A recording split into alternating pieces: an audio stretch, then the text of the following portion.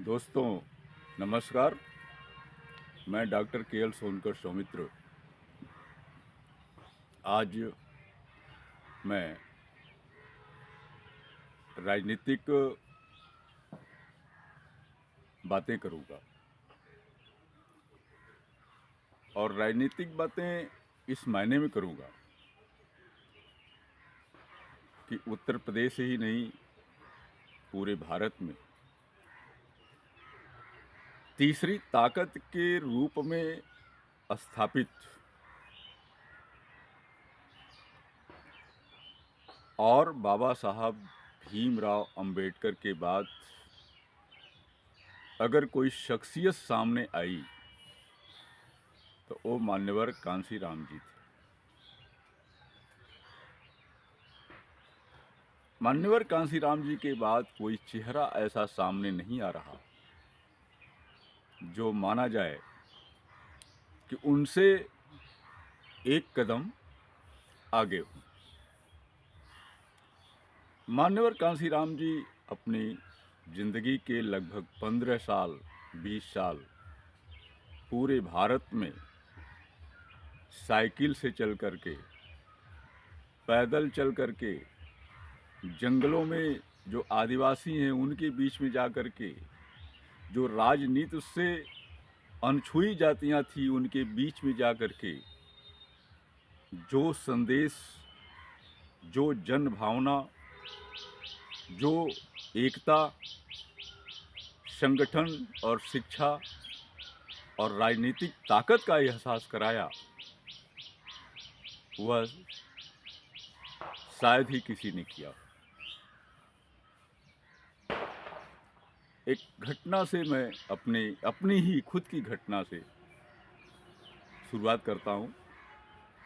हालांकि मैं ईमानदारी पूर्वक कहूँ तो 1980 के पहले मैं बाबा साहब भीमराव अंबेडकर के विषय में बहुत ही कम जानता था, जबकि मैं उस समय बीएससी कर लिया था।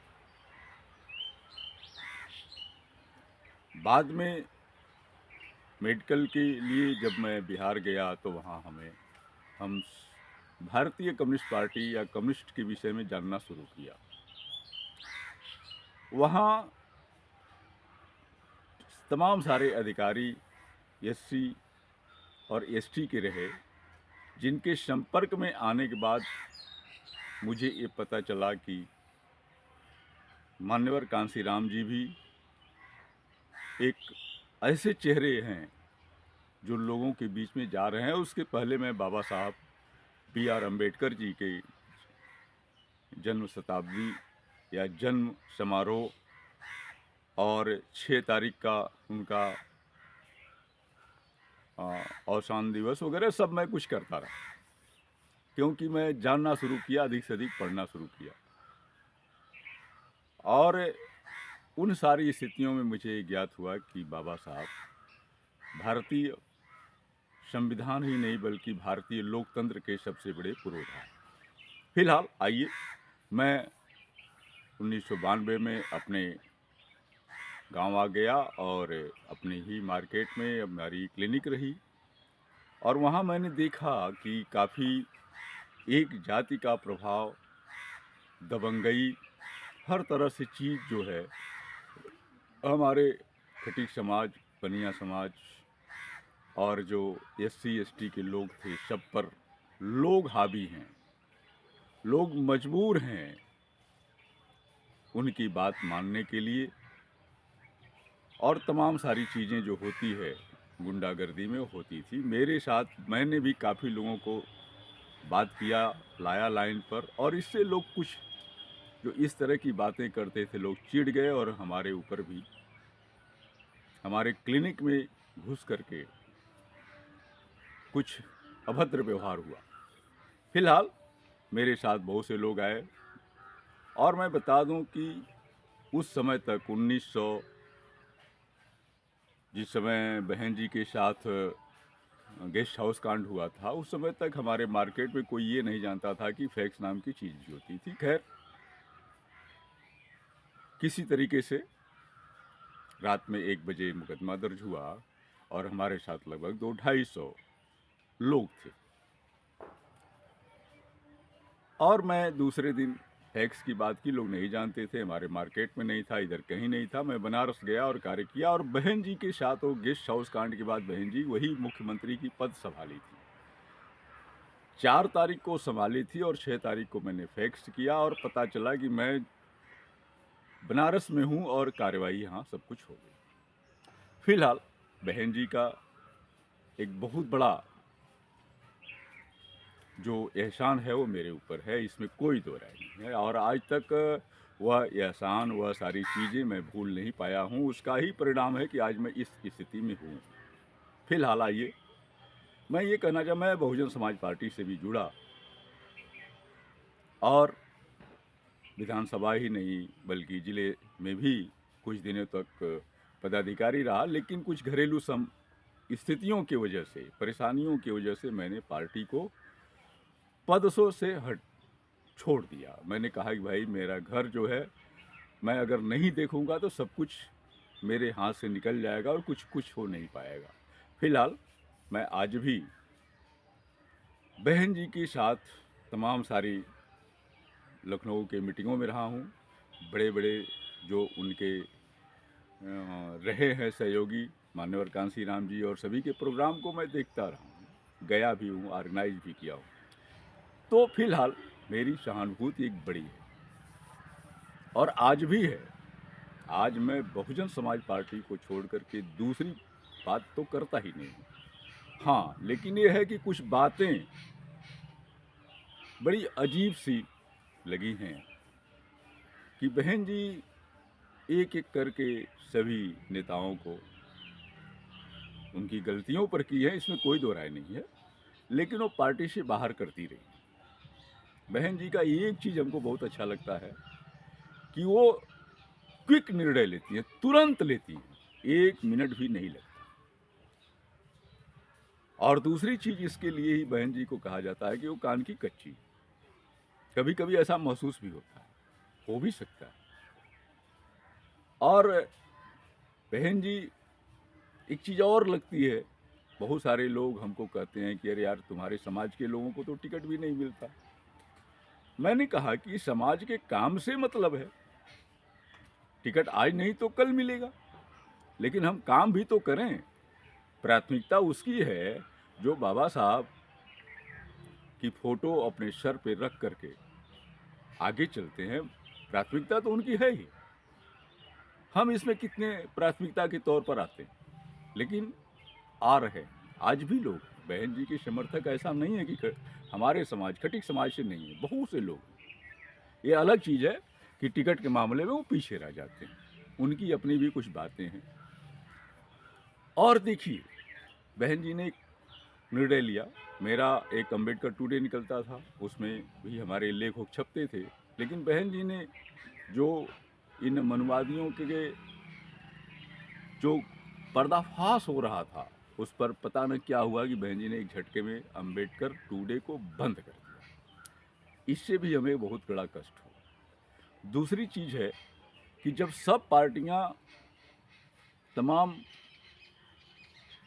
चीज़ों में बचे हुए लोगों को अपने पार्टी में ले रही हैं, तो हमें भी इस पर सोचना चाहिए कि उनको चेतावनी देना चाहिए, उस पर अंकुश लगाना चाहिए और अपने दल में रखना चाहिए, क्योंकि उस समाज का वोट हमको मिलता है। यह कुछ कमजोरी है। दूसरी चीज़ ये है कि पिछले चुनावों में जहां इंतजार हो रहा था कि संविधान पर संकट है, तो बहन जी को भी आना चाहिए गठबंधन के साथ, और काफ़ी उम्मीदें थी SC ST समाज को भी, जो बहुजन समाज पार्टी से जुड़े हुए हैं, कि बहन जी अगर गठबंधन करती हैं तो हम खुलेआम बहुत सारी बातें कर लेंगे। संविधान प्राथमिकता है, संविधान है तो हमारा अस्तित्व है, पार्टी का भी अस्तित्व है। संविधान नहीं रहेगा तो पार्टी का अस्तित्व एक दिन भी नहीं लगेगा मिटने में। ये अलग चीज़ है कि हम सड़क पर हो जाएंगे, क्योंकि ये मनुवादी कई बार देख चुके हैं कि जब भी ऐसी बात आई है तो हम कहाँ रहे हैं, हमारे लोग कहाँ रहे हैं, सड़कों पर रहे हैं और मजबूर होकर के पीछे होना पड़ा है। तो फिलहाल हमारी ताकत अब इतनी कमज़ोर नहीं है। बाबा साहब ने बहुत कुछ दिया। तो इस स्तर पर भी कुछ परिस्थितियाँ कभी-कभी नहीं समझ में आती है। और पिछले चुनाव में जब आनंद जी मुखर होकर के आए, तो बहन जी ने एक झटके में हटा दिया। ये भी बात बहुत अच्छी नागवार लगी है, हमें लगी है और तमाम लोगों को भी लगी है। फिर उनको लिया गया, फिर अभी हाल ही में उनको हटा दिया गया, उनके पूरे परिवार को हटा दिया गया। लेकिन ये स्थितियां आई क्यों? कौन है ऐसा जो बहुजन समाज की राजनीति में पुष्यमित्र शुंग की भूमिका निभा रहा है? आप समझ रहे होंगे। ये जब 2007 में ऐसी बात हुई, तभी मैंने कहा था कुछ अपने मित्रों से कि पुष्यमित्र शुंग को बौद्ध साम्राज्य को नष्ट करने में अपनी जिंदगी का 75 साल गंवाना पड़ा। 75 साल की उम्र में उसने बौद्ध साम्राज्य को समूल नष्ट कर दिया, करने की कोशिश किया, हालांकि मिटा नहीं, लेकिन साम्राज्य तो समाप्त ही कर दिया, विचार नहीं हटा। इस बहुजन समाज पार्टी के बहुजन समाज की 85% की राजनीति को समाप्त करने में 5 साल से ज्यादा नहीं लगेगा। परिणाम सामने है कि 5 साल में बहुत कुछ हो गया। अब इसमें कहां से बहुत सारी बातें आई है, आप भी समझ रहे होंगे, लेकिन मैं इस पर बहुत कुछ जाते हुए नहीं, मैं ये कहना चाहता हूं कि बहुजन समाज पार्टी का भविष्य क्या है। कुछ हमारे मित्रों ने कहा कि नहीं, बहन जी बिल्कुल कुछ नया करने जा रहे हैं। ये सच है कि बहन जी क्या करेंगे कोई नहीं जानता, क्योंकि मैं बहुत करीब से बहन जी को जानता हूं, देखा हूं, रहा हूं, इसलिए कुछ तो होगा, इसमें कोई दो राय नहीं। लेकिन क्या होगा, या यह बहुजन समाज पार्टी बीएसपी अस्तित्व में रहेगी या नहीं रहेगी, या इसका अस्तित्व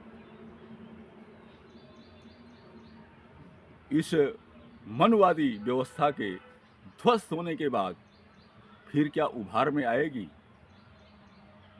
आप जान लीजिए यह मनवादी व्यवस्था आने वाले समय में ध्वस्त होने जा रही है। जो भी इसका 2-4 साल 5 साल का समय है,